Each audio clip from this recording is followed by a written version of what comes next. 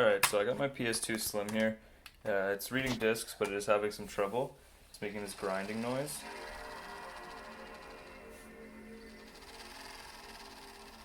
So some discs work better than others, but it is making a very loud noise, and I was concerned about it damaging the discs, so you're just going to want to turn your PS2 off here.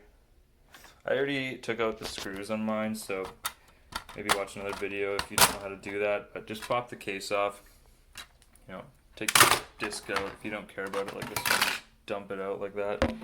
Just a stupid NHL game. So this little piece here, after sitting for a bunch of years, gets all dried out and crusty, and it starts holding up your disc, so you can replace it if you want.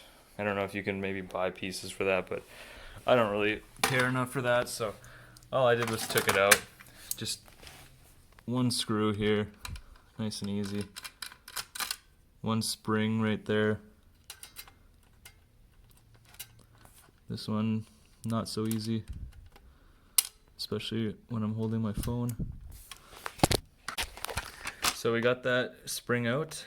Now this little piece just kind of falls right out of there. Just gotta like flip it around a little bit here. There we go. So let's just show you that it's quiet now. Pop your tray back on here.